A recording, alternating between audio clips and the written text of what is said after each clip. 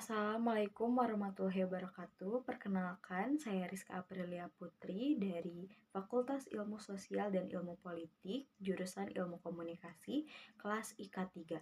Di sini saya akan memberikan jawaban-jawaban dari pertanyaan yang sudah diberikan oleh dosen mata pelajaran agama. Yang pertama yaitu ada mengapa manusia harus beragama. Karena agama memberikan pedoman hidup yang benar dan membantu manusia mencapai kebahagiaan dan keselamatan di dunia maupun di akhirat. Adapun dalil nakli yang mendukung hal ini yaitu dari Quran Surat Al-Baqarah ayat 208 yang menyatakan, "Hai orang-orang yang beriman, masuklah kamu ke dalam Islam secara keseluruhan dan janganlah kamu mengikuti langkah-langkah setan. Sungguh dia adalah musuh yang nyata bagimu." Adapun hadis riwayat Muslim yang menyatakan bahwa agama adalah nasihat. Kami bertanya, bagi siapa? Beliau menjawab, bagi Allah, bagi kitabnya, bagi Rasulnya, dan para pemimpin muslim, dan bagi seluruh kaum muslimin. Adapun argumen rasionalnya, bahwa agama memberikan kerangka moral dan etika yang membantu manusia membuat keputusan yang tepat dan hidup dengan harmonis. Pertanyaan selanjutnya yaitu fungsi agama bagi manusia dan peran pendidikan Islam bagi mahasiswa. Fungsi agama bagi manusia adalah yang pertama memberikan pedoman hidup yang benar, yang kedua membantu manusia mencapai kebahagiaan dan keselamatan, yang ketiga memberikan kerangka moral dan etika, dan yang keempat ada membantu manusia mengembangkan potensi diri. Adapun peran pendidikan Islam dalam membentuk karakter mahasiswa yaitu ada yang pertama mengembangkan pemahaman yang benar tentang Islam, yang kedua membentuk karakter yang baik dan mulia, yang ketiga mengembangkan kemampuan berpikir kritis dan analitis, dan yang terakhir membantu mahasiswa mengembangkan potensi diri. Pertanyaan selanjutnya itu tentang pengertian iman dan konsekuensinya. Iman adalah kepercayaan yang kuat dan teguh terhadap kebenaran yang diajarkan oleh Allah Subhanahu wa Ta'ala melalui Rasul-Nya. Ada 6 rukun iman yang harus diimani oleh seorang mukmin adalah yang pertama, iman kepada Allah Subhanahu wa Ta'ala, iman kepada malaikat-malaikat, iman kepada kitab, iman kepada Rasul, iman kepada hari akhir, dan iman kepada qada dan qadar. Adapun konsekuensi keimanan, yang pertama mendapatkan kebahagiaan dan keselamatan di dunia maupun di akhirat. Yang kedua mendapatkan perlindungan dan bimbingan dari Allah Subhanahu wa Ta'ala. Dan yang ketiga ada mendapatkan kemuliaan yang martabat di sisi Allah Subhanahu wa Ta'ala. Adapun ayat Al-Qur'an terkait dengan hal ini, yaitu ada di Quran surat Al-Baqarah ayat 3-4 yang menyatakan, orang-orang yang beriman kepada yang gaib dan mendirikan sholat dan menafkahkan sebagian dari rezeki yang kami berikan kepada mereka, dan orang-orang yang beriman kepada kitab yang telah diturunkan kepadamu dan kitab-kitab yang telah diturunkan sebelummu, serta mereka yakin akan adanya hari akhir.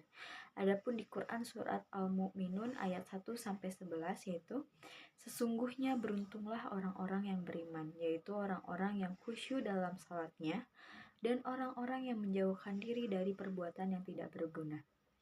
Pertanyaan selanjutnya yaitu perbedaan paham teologis dalam umat Islam. Perbedaan paham teologis dalam umat Islam disebabkan oleh beberapa faktor, antara lain perbedaan dalam memahami ayat-ayat Al-Quran dan hadis. Yang kedua ada perbedaan dalam memahami sejarah Islam dan perkembangan ajaran Islam, dan yang ketiga ada perbedaan dalam memahami konsep-konsep teologis seperti tauhid, kenabian, dan hari akhir. Awal mula terjadinya perbedaan paham teologis dalam umat Islam adalah pada masa Khulafaus Syarидin, ketika terjadi perdebatan tentang siapa yang berhak menjadi khalifah setelah wafatnya Nabi Muhammad SAW. Ada juga arbitrase. Arbitrase adalah proses penyelesaian konflik atau perbedaan pendapat melalui musyawarah dan mufakat. Dalam konteks perbedaan paham teologis dalam umat Islam, Arbitrase dapat dilakukan melalui dialog dan diskusi yang terbuka dan saling menghormati, dengan tujuan mencapai kesepakatan dan memahami perbedaan pendapat. Pertanyaan terakhir yaitu membacakan surat Al-Bayyinah. Saya akan membacakan surat Al-Bayyinah. Auzubillahi minasyaitonirrajim. Bismillahirrahmanirrahim. Lam yakunil lazina kafaru min ahli kitabi wal musyrikina musfakina hatta tiyahumul bayyinah.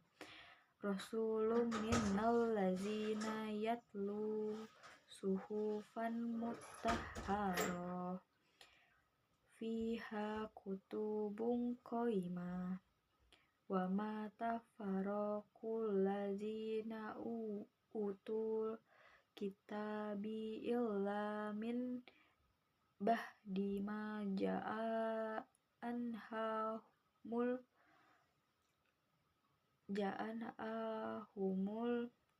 bayyinah wa ma umiru illa liya'budullaha mukhlisina lahu dina hunafa wa yuqimu sholata wa yutu zakata wa dzalika dinal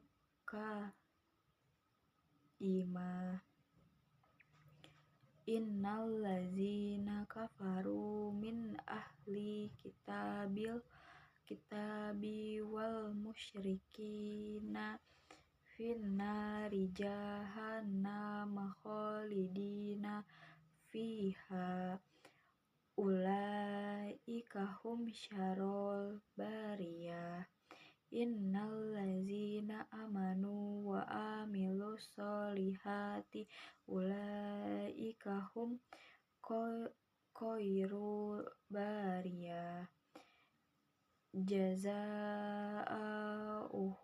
inda rabbihim jannatu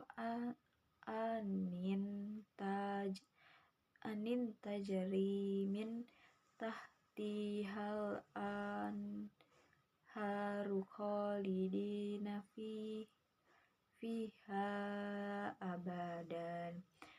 Radiyallahu anhum wa radu